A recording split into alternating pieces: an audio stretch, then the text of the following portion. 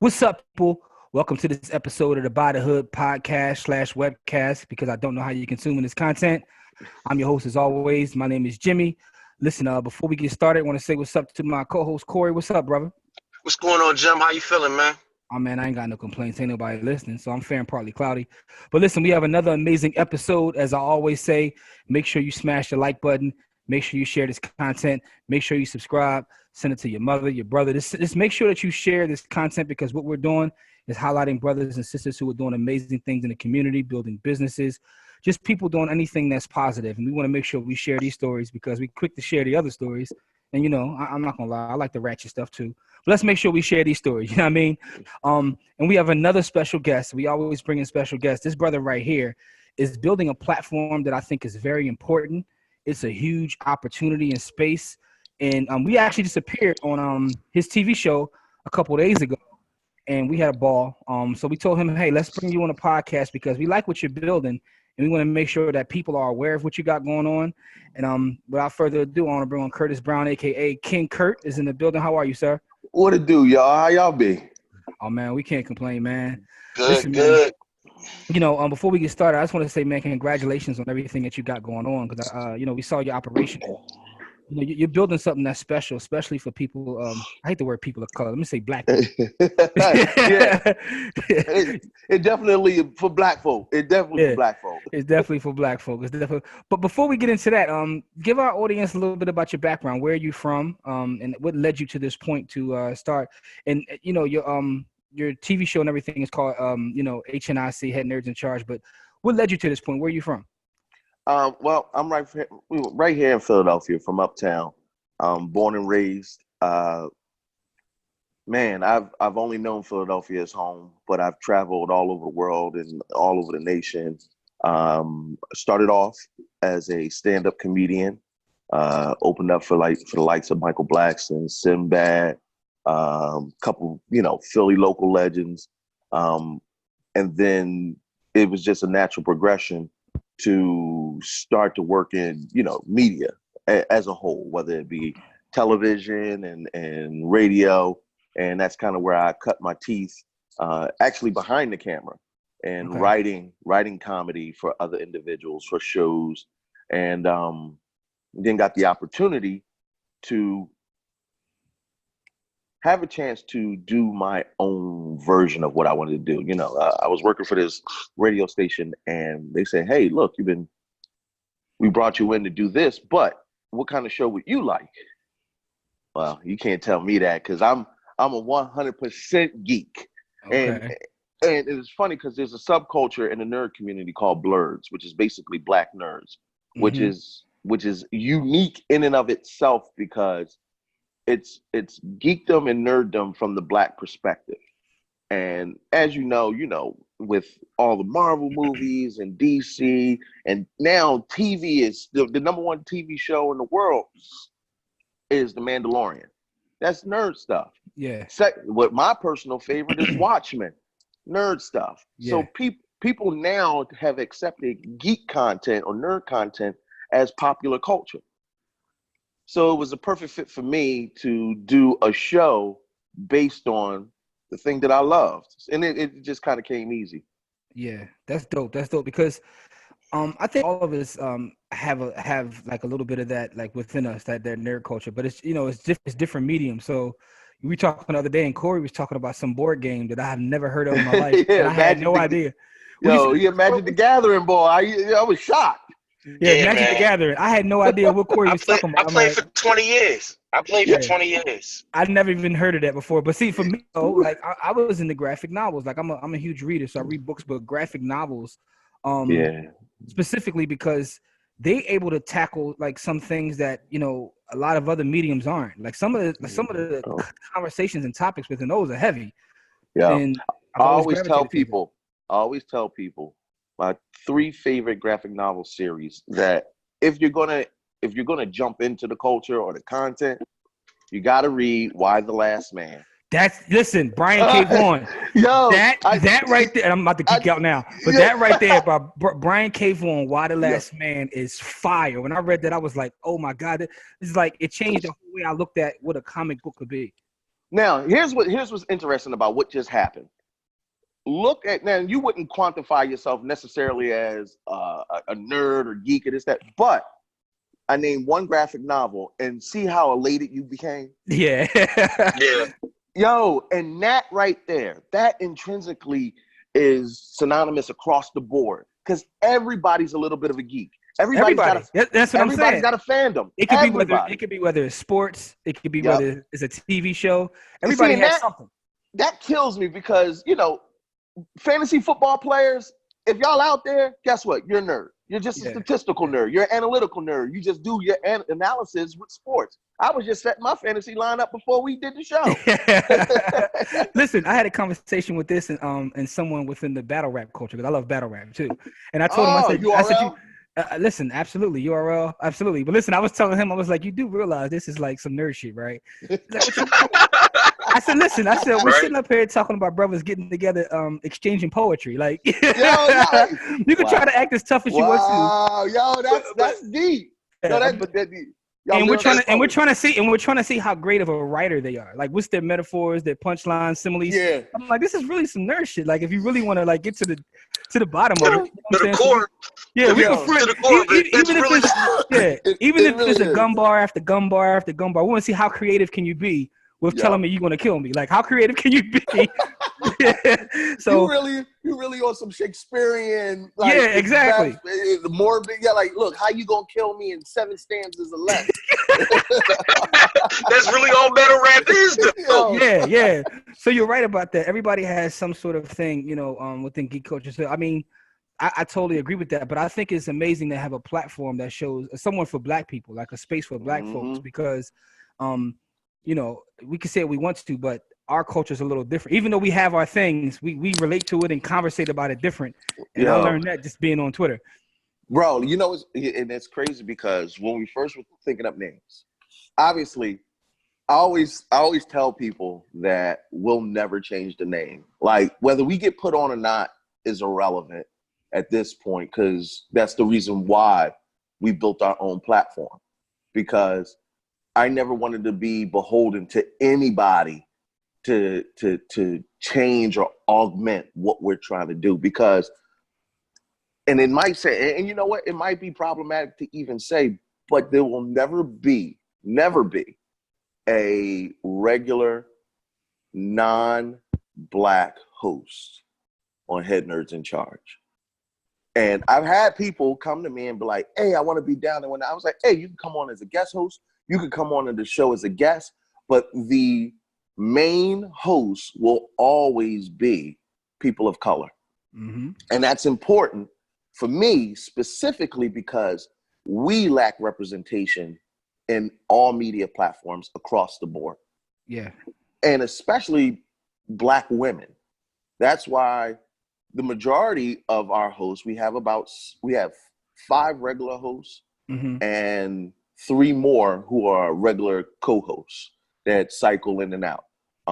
They come from all walks of life, but the majority of them are Black women because you do not see enough dope examples of Black women in media. Yeah, absolutely. Absolutely. I totally agree with that.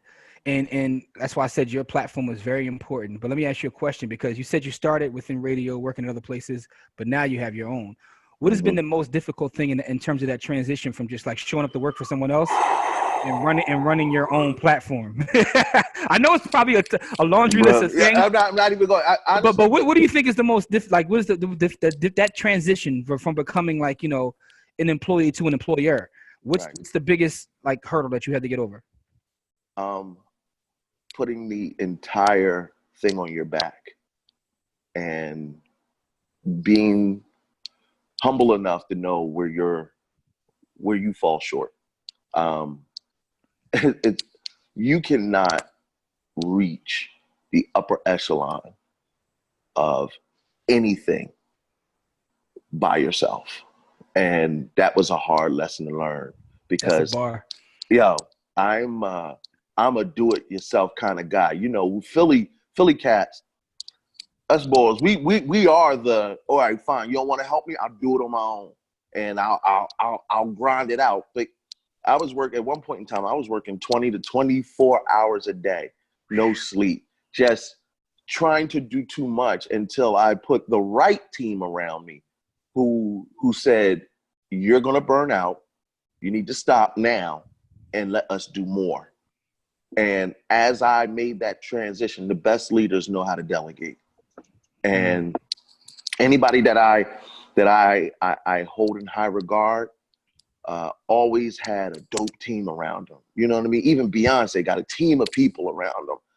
You talk about all the great businesses and corporations, and one thing that I kind of modeled was just a trickle down system and how we handle things. I have a business partner, my man Shannon Reynolds, who honestly, he's my right hand. He takes care of everything on the day-to-day business because I'm a creative.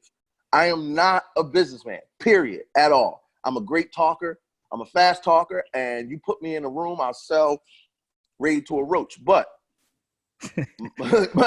my issue has and always will be, I'm too soft-hearted for some of the day-to-day business things that need to happen.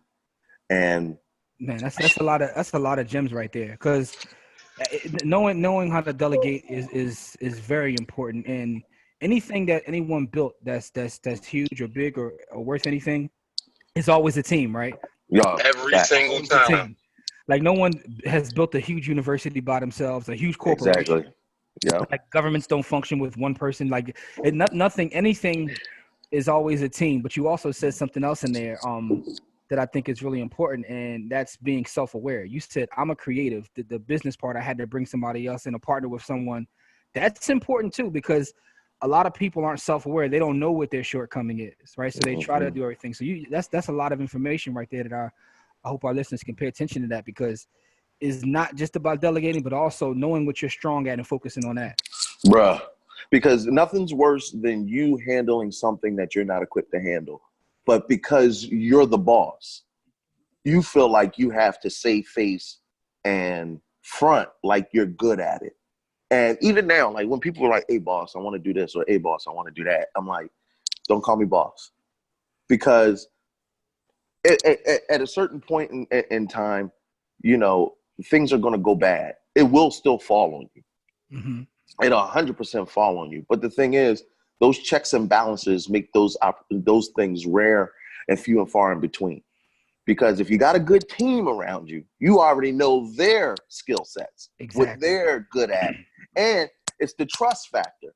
Like, you got to trust that person, that man. If you say, that's the dope thing, because a lot of people are like, "Oh, well, I delegate." But if you're standing over that man and you're checking everything, then at the end of the week, come report back. What do you need?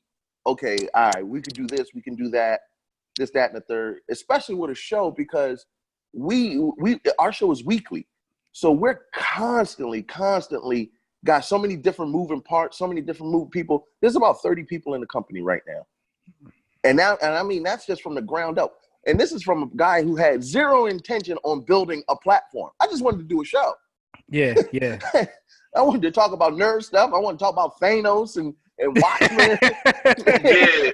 and you built an organization, but that's dope though. You know, it's funny because last night I was watching me and my wife were sitting around watching Disney Plus, and this thing popped up, and I had never saw it. It was called Imagineering. I don't know if you've ever seen it. No, it's a I'm not documentary sure. series they just put on there. But it's about like Walt Disney and how he built like the Disney theme parks. But it's a dope documentary. He has this team of people he calls like it's basically like imagining and engineering in the same thing. But it reminded me of watching that, because what you just said. Because the thing about him is he didn't have any skills pretty much as an engineer. He was a complete visionary, and the documentary like highlights this, where he would like give talks and things like that. Like, yo, this whole theme park was an idea in his head. And what he decided to do was put the right people on the bus. It's a great book called by Jim Collins called From Good to Great, and he talks about in the book putting the right people on the bus. So it's not just about hiring people, but hiring the right people. Yeah. But what Disney was the master of doing is putting the right engineer over here, you know, the right like mechanical engineer, electrical engineer, and just using his vision and bringing it all together. But anybody out there, it's a dope doc. It's called Imagineering. It's on Disney Plus, but it's like give you a whole new idea. I was like, yo, this dude is like off the chain.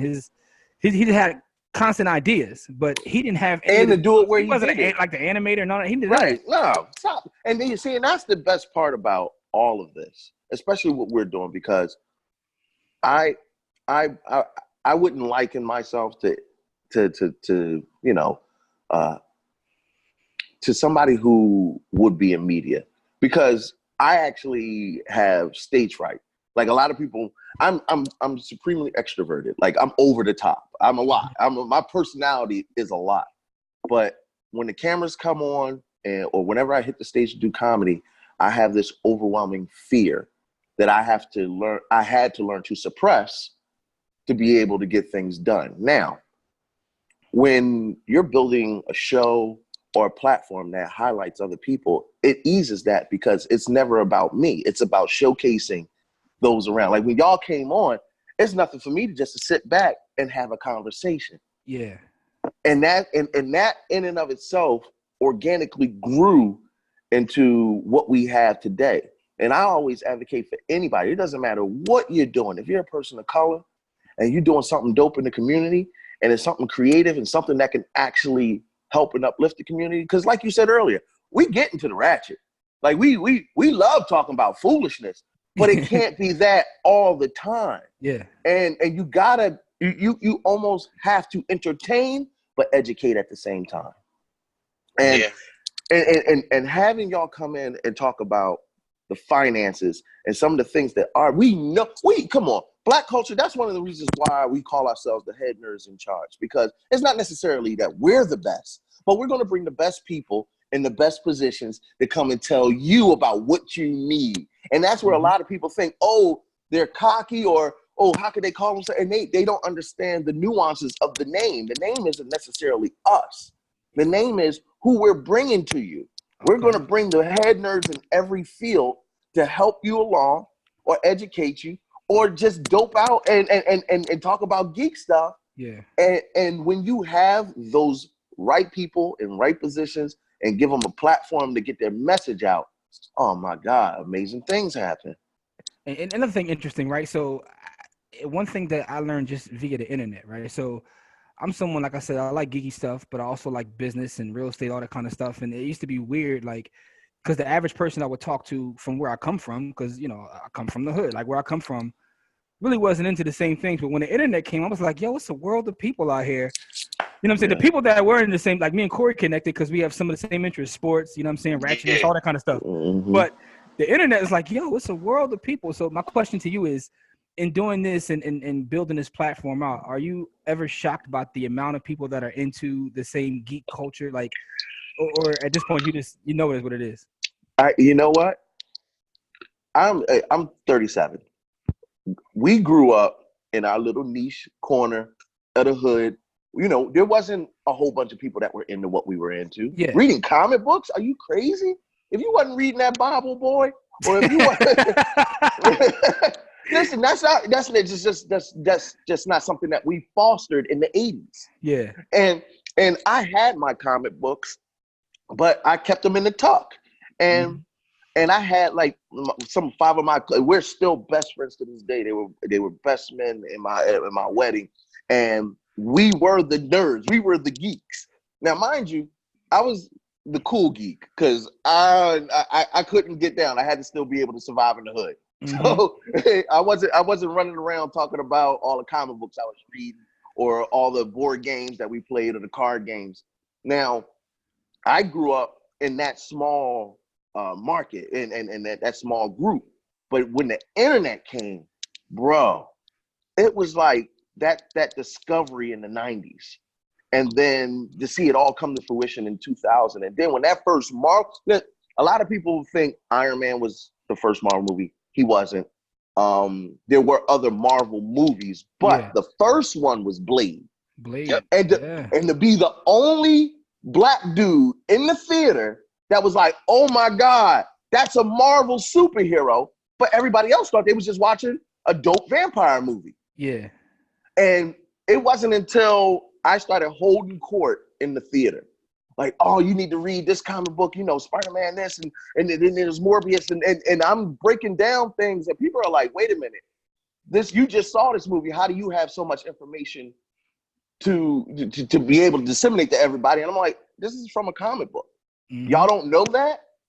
And now everybody's like that. You get what I mean? Yeah, you come out of a movie theater now, whereas I was one random black dude in the theater, now we're everywhere, and it doesn't matter what the fandom is. They're bringing such obscure geek stuff to the main screen that it's new. It's so new for other people. They have to get more obscure because now all the things that were like Iron Man was a D-list superhero. Dog, when I saw like Ant-Man and like some of these come on, cats, bro. I'm like, yo, like how he get the flick? Yo, how Ant-Man get a flick? Yeah, these wasn't frontline characters. Like, you know, like with the X-Men, you know, the X-Men, that was a cool series because they were frontline characters. Like their story was all together, right? And all of those were frontline characters for the story. Blade was a frontline character because he was but like a lot of these movies, you know, like Captain Marvel, like you was on the sideline. I mean, she had massive powers, but again, she was on like one in every 25 stories. But again, the medium though, like I was saying earlier, the storytelling in the medium has always been there. Like they're able to touch on topics that you just can't touch on, and maybe it's like something about like it being animated. Because even with cartoons now, you watch some of these cartoons, these are R-rated cartoons. Yeah, they're all the way adult. Yeah, they go in and you like, hold up, how'd they get away with that? You know what I'm saying? Harley Quinn, the new Harley Quinn series is all the way adult. Like, yeah. And the best part about that is, because Corey touched on it, is the X-Men. And a lot of people don't realize, if you don't read any series, I know I love Black Panther, don't get me wrong, and I love all my Black, but read the X-Men series, because the X-Men series was written to emulate the plight of Black America. They were ostracized, the government attacked them, they were basically attacked across the board, and they were supposed to be the underrepresented minorities. And Xavier and Magneto are representation of Martin Luther King and Malcolm X. And a lot of people don't realize the history that goes into how dope the X-Men are. So when they brought them to the screen, don't get me wrong, that first one was good, the second one was kind of trash, and the third one I booed in the theater because it was just garbage. so it was garbage. Should I put it in the theater? In the theater, yo, bro. They was mad at me. I was so pissed off because that's my medium. So I felt some type of way. But to have a world now where we can bring a show to talk about a medium. Yeah. Think about that. We got a whole show based on somebody else's work. And we can talk about that just yesterday, I checked the numbers. I think we're almost touching on 397,000 people. If you touch it, that's dope. And just the fact that just to watch to see how the internet spreads that message, because like I said, we're so nuanced. We're not only nerds, but we're Black nerds, and that's where we cover some popular culture topics, but we get into the meat of the nerd culture. Mm-hmm. You wouldn't think. I was just happy that somebody was tuned in. Like, I'm glad my mama looked at it one time. Right? But it's crazy because like within that culture, now you're starting to see, you covering it, but I'm starting to see like I read what's it called, Concrete Park, which is like all Black characters. There was one I read called Genius. So there's a lot of like material being made with Black characters now. So it's like I really feel like we're in the middle of like an actual I don't know how to call it. I don't want to call it a renaissance. But a renaissance. That's a better word for it. Yeah, within Black culture in general, because even with what we talk about with fatherhood and ownership, like there's so much of that out there now. Right. Now it's like we're in the middle of a renaissance, but because we're living in it, we don't recognize it. But the representation pretty much all over the board. And, within what you talk about, I see that as well. Like I told you, when I read Concrete Park, I was like, damn, this is dope. Everybody's Black in it. Yeah. And it just, there's a couple of dope comic book creators that we not only had on the show, but I am just in awe of their talent. It's Concrete Comics, and they have an entire comic book universe based on Black characters. That's dope. And the brother who heads that up is a visionary. Like he set out for, I'm preparing for TV and movies, and I want my characters to look a certain way. And there's this other young brother who does a comic book called Daddy Longlegs and the Inchworm. And I gotta check that out. he was an author at 5 years old, wrote his first children's book. His dad was an illustrator. Okay. His dad taught his son how to illustrate so he could illustrate his own comic books. At 11 years old, he has an entire comic book series and travels around. This is all based in Philadelphia and New Jersey, but he travels around and he teaches other kids how to start their own comic book. Oh man, that's fire. But you know what? That's dope. That's so important because now other kids will see, like, yo, you don't have to run ball. You know what I'm saying? You don't have to go out there and sing and dance. You can be an illustrator. You could be a writer. Thank you. And that's what's amazing about what's going on. That's why I said it's a renaissance going on, but a lot of us don't even recognize it because we're in it. You know what I mean? But when you're in the storm, you're in the storm. And exactly. there's nothing wrong with it. I wonder, like, sometimes I wonder if it's going to be a fad or if it's, because, you know, even with media, Hollywood and TVs will always follow a trend. But the thing is, and I'm going to tell you why it's not a fad, because the topics that they're touching on are things that resonate for years. Yeah, you haven't started. Yeah, some of the topics are timeless. So when you talk about timeless topics, your work will age well. Yeah. So that's what be happening to a lot of work. Like some work doesn't age well at all because it's specific to time. Yeah. I was just looking at I was listening to The Game, and he was talking to Talib Kweli, and he said, if you ever listen to Dr. Dre's work, he never allows you to say anything that has the year or the time on it. Yeah, I've heard Dre say that before. And he says, because if you want your work to be timeless, you can't date it. Mm-hmm. So, you know. That's so true, because it's true, but I agree and disagree. Because one thing I recognize too, because I always kept that in mind, because I've heard Dre actually say that. But sometimes, like, things being a period piece work well too. You know what I mean? Like when you represent that period, like, okay, this represents that period. Yeah, you get the nostalgia. I get his perspective. I get his perspective too, though. But take something like The Watchman. Graphic novel came out into the 80s, and it was about the Cold War, and that was kind of dated. But now look at the new HBO Watchmen series. Reinterpretation was fire. Bruh. And this is why that's going to last a lifetime, because it's one of the first creative works to touch on the Tulsa, Oklahoma massacre. Yes. I mean, Black Wall Street being burned down on screen on a primetime cable network. But see, I think even that's the part of this whole renaissance I'm talking about. The fact that they would even go there. They greenlit it. Let me tell you, there's these dope brothers called Eric and Phoenix, and they went to Tulsa.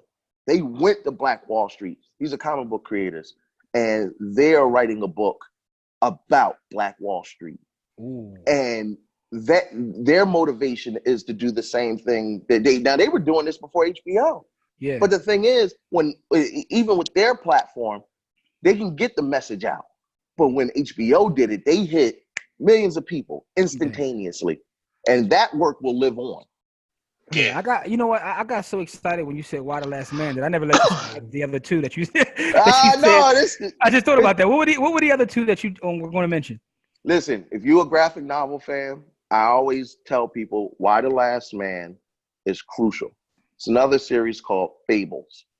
Fables it takes all the works of the Brothers Grimm, all your fabled characters, and they put them in this dope world where it's a well-written, it's a masterpiece, and it's called Fables. Fables. Because I got one I read. I think it's called Grimm Fairy Tales, but I don't know if that's something similar. No, it's not. It's not the same. Trust and believe me. And Fables been going on for a long time, so you gotta play a little bit of catch up. And the Walking Dead, because I'm a zombie guy. I'm a zombie guy, and the Walking Dead series, even though it's one of the first black and white graphic novels that I read, but Kirkman, the way he put that world together, It's crazy. Amazing. Like it's way better than the TV show. And I know that's like it's like cliche to say that, but I read that too. So I that read TV that. show dropped the ball on that. But yeah, Listen, man, absolutely. the book was like crazy. Like, man. Anyway, but imagine being able to drop the ball and still serve millions and millions of people every week. Yeah, that's dope. How about that? Yeah. How about your work is so great that they can drop the ball and you still can serve millions of people every week? Yeah. And that's the benefit of a platform. That's one of the reasons why we wanted to shop that show around. We wanted to get picked up by other media platforms, and nobody was interested. I mean, who cares about what some black geeks are talking about? Mm-hmm. But the fact that not only I show mad love to our original platform, PC Radio Live, who brought us on and allowed us to do our show and had faith that, hey, just do it the way you want to do it. Mm-hmm. And we're going to rock with it. And I love that family for as long as I got breath in my lungs. We reached a apex where we wanted to now go from radio to just live streaming, because though I truly appreciate the podcasting radio platform, mm-hmm. I started looking at where my audience was and where my people were, and they were on the streaming platforms. Mm-hmm. They were streaming video games, but there weren't any shows like that. Yeah. And we were like, well, okay. And it was a risk, because just abandoning radio and podcasting altogether and focusing on making a streaming show. Like I appreciate you saying TV show, because that's what we try to format it like. That's what you guys have an actual TV show. And it's funny, I was actually on your Facebook page the other day, right? This is after we were on the show. I was perusing your page, and you guys had started streaming the video game awards.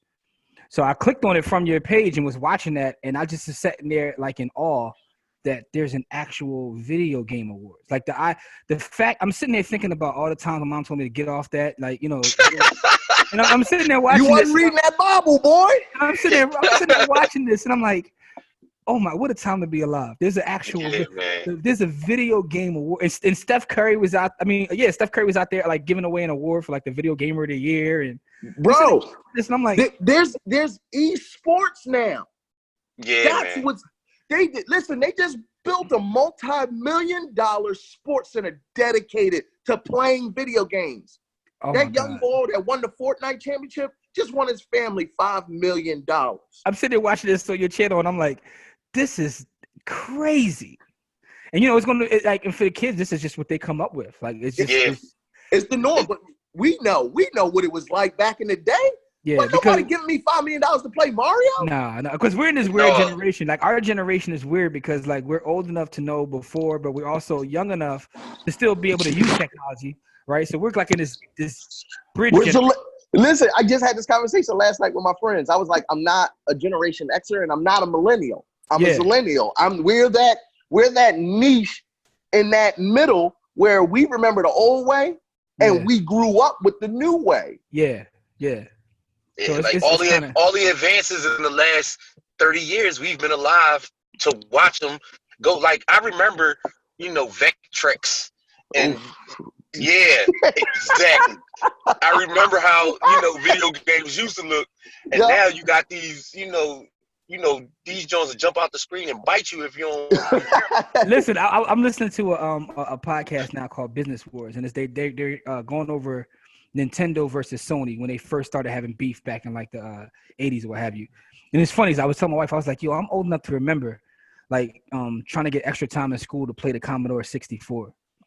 And from going from that Commodore, did you just say the Commodore? Yeah, the Commodore 64. Yeah, I'm washed. But listen, going from that to now, you put on a video game and they have like real actors and like, their faces, motion capturing and all of that. It's like, come on, like this is out of control. But just going back to your platform though, when I saw it on your platform, I was like, wow, this is insane. The video game award, and they had Corey, I don't know if you saw this. They had they sold out a huge arena. Like it was nuts. It was a full production. Like It's better than the BET Awards, I tell you that. Absolutely, it's better than the Source Awards. Ain't nobody getting stabbed. Yeah, ain't nobody throw no chairs. Ain't no chairs getting thrown. Ain't nobody get stabbed afterwards. No. Yo, shout out to those awards though, because that was funny. Yo, that was, but that's for that good. time it was fire. It was fire. Absolutely. The absolute ratchet, the ratchet side of the business. There ain't nobody walking on stage saying, if you tired of your video game characters, jumping on your mushrooms, hitting on your turtles, come to Sony PlayStation. Nobody doing that. But see how, and this is what I love about doing the show. That's what I mean about Black people and geek culture. Yeah. See, I could tell that joke, and you knew exactly. I don't even have to say who said that. You knew who said it, right? Exactly. Yeah. From the rip. From the rip. Now, absolutely. And that's what's so dope about us. We already had a hip hop culture, and it was rich and vibrant. And when you put that with another fandom like geek culture, and you merge the two, that's why I always tell people, I don't care who watches us. It's just if the people who watch us know that we're representing them. And because it's like you're having a conversation. It's like a bunch of inside jokes that like we just get on here today and we're just talking like the references and everything you get. You know what I'm saying? Like, and it's funny because we'll acknowledge right on air, like, white folk, you might not get this one. Like, and we've had white, Caucasian guests on the show, and they're looking around like, why is everybody laughing? I'm like, I'll explain it to you later. Yeah, because we got to have ours. We got to. And I always liken it like being at the family reunion. That's why we call our listeners cousins. Because when you go to the cookout, what's up, cousin? And when you have those insider conversations and you give that insight, we don't pull punches on anything that we say or do or how we feel about things. We've tackled everything from R. Kelly to Captain Marvel. And we cover all genres, and it doesn't matter who comes on the show, but just know that if you coming into the hot seat, we ain't got no FCC rules. Mm-hmm. We not pussyfooting around conversations. And one of the dopest conversations we ever had was with a cosplayer. Cosplaying is basically when people dress up like whatever fandom they enjoy, for those that might not be aware. Mm-hmm. And she's from Louisiana. And she said, I grew up in a family where calling Black people nigger was norm. I grew up thinking Black people were ignorant. And I'm talking about saying this to our faces. Yeah. And she said, I had to learn a different way of life. And I thought that was so important to show people, because sometimes we vilify our white brothers and sisters so much that even if they come from a background of ignorance, they can learn. Mm-hmm. They can change. So it's not always progressive to dismiss everybody who has a difference in opinion. And a lot of our viewers was like, why did you even put her on? And this, that, and the third. But even from our base, we're going to do our show the way we want to do our show, because there are messages that need to be told, and we dictate the messages.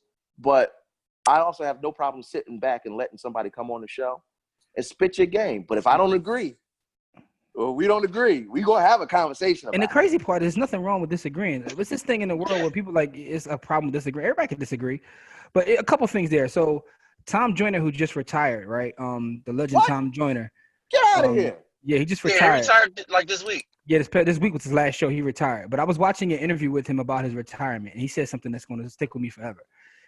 He said that the reason he was successful is because he has a philosophy that he's just going to super serve Black people. He said that as he had opportunities to cross over and do this, that, and the third, and he says, I'm just going to do what I do. I'm not making content for nobody but Black folk, but I'm going to super serve my audience. And there's enough people where I can be successful, right? So I don't have to go outside of what makes me successful, because even if you disagree with me, it doesn't matter. There's enough people that agree with me. And I thought about what he said when you just said that, about your show. Because even if people tune out, there's enough people that will relate to your content that it doesn't matter if these other people don't listen. That's the one thing I took from what you just said. And the second thing is when you brought up cosplaying, because even in cosplaying, that's come so far. When I saw, I think it was like the Iron Man suit that someone did at one of almost as good as the movies, right? I was like, cosplaying was one thing. Because I like Star Wars too. I know you go to the movies to watch Star Wars, like cats is out there. I mean, they having full saber fights in the parking lot. Like, so I've been around cosplaying. Yeah. Oh, no, bro. Those brothers that had the lightsaber fight in the parking lot that went viral. Yeah. We hired them. I didn't even know that. They're called the Urban. It's funny that you said the Urban Jedi. We're making a movie with them that'll be debuting this year. Next year. Yeah, I didn't even know that. But my point is though, when I saw this, like, I don't know if you've seen this, Cord. It's like it went viral too. This person made like an Iron Man suit, and it was so huge and so big, and I was like, yo, they spent a grip on that. Cosplaying is even going to another level. Like, that's what I'm saying. But it's money. It's enough money to go around in everything you do, and that's why he said what he said. Like, I'm gonna serve my audience. There's enough money to go around doing anything you do. You just gotta know where to go get it at. Like, so people, you know what I mean? Yeah. Like, you don't have to cross over. And that's the thing. Be who you are and do what you do. Be authentic, because the thing about it is there's so many subcultures like within the world. That there's so much revenue, so many things, so many people that are a part of, but the average person just doesn't know. Like, I remember at one point, mixed martial arts was like a little niche and no one really cared about it.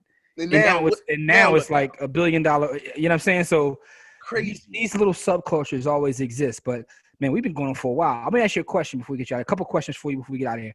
What is the future for the HNIC? What's the future? We're going to keep elevating our platform. Now, it's not good enough to just do one show. Next year, this year we formulated our media entertainment company called Mixed Media Revolution. And the intent and purpose of MMR is to build a platform for us, by us. Dope. And I always tell people my ultimate goal now, I started off just wanting to talk about comic books, but now I want to own the largest Black-owned media company in the world, period, bar none. Nice. And I wanted to set the bar so high that it seemed unattainable, because that's usually what you have to do to motivate yourself to get up every morning to grind it out. Mm-hmm. All right, that's dope, man. That's how you got to do it. Now, a couple of questions before we get you out of here, and these are going to be difficult questions for someone in geek culture. What is your absolute number one favorite comic of all time? Oh, why are you doing me like this? Favorite comic book of all time is actually kind of easy for me. It's a series called No Man's Land from Batman. It's Gotham basically had an earthquake and was secluded from the world. And it's all about how Batman navigates not having any backup, no help, no nothing, and the world goes to hell, and he's got to figure it out. Definitely go check No Man's Land out. All right, now this one might be easy for you. Marvel or DC? Stop it. Marvel. I'm waiting for someone to answer that DC. No one's ever answered DC. Go ahead, because, listen, and this is not, I ain't one of these balls that, because of the movies. No. My very first comic book I ever owned was Secret Wars issue 8 with Black Spider-Man, which is basically Spider-Man in the black suit. So I was Marvel. I was born into this, molded by it. Mm-hmm. All right. Now, out of the Marvel movies, what's your favorite one? Oh, all right. Now that Winter Soldier. Winter Soldier. Winter Soldier. Bro, that fight scene. I said Blade. You should have said Blade. Nah. That's not part of it. If you look at Blade now, Blade is part of the MCU. I know. I'm not saying that he's not. But what I'm saying is, if you look at Blade now, it looks dated. Didn't age well. Don't be like that. But now go watch Winter Soldier, and I'm a fight scene guy. The choreography in those fight scenes, bro. The fight scene between him and Bucky, some of the best cinema I've ever seen. What's the worst Marvel movie? Oh, bruh. Now, mind you, why are you going to make me do this? It has to be Iron Man 3 for me. Okay. And then, mind you, when you say Marvel movie, do you mean MCU or Marvel as a whole? No, just MCU. All right. See, you got you. All right, and what's the one piece of content, no matter what the medium is, that people will be shocked to find out that you like fan over, like that you like? I'm gonna tell you mine though. Like when I got Disney Plus, I sat there and watched the whole DuckTales series. That's mine. As you should. Yo, I love DuckTales. Was But can't be shocked, but I absolutely love DuckTales, yo. Scrooge was misunderstood. DuckTales, but why? Because you grew up on that. Absolutely. And guess what? Mine ain't too far from you. I'm a Rescue Rangers fan. Okay.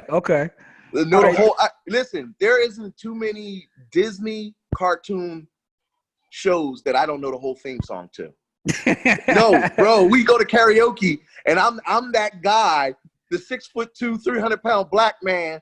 Talk about sometimes go slipping through the cracks. That's what I do. Don't tell nobody though. I'll fight you. Listen, man. I just want to say before we got here, man. Listen, continue to work because like the platform you built is amazing.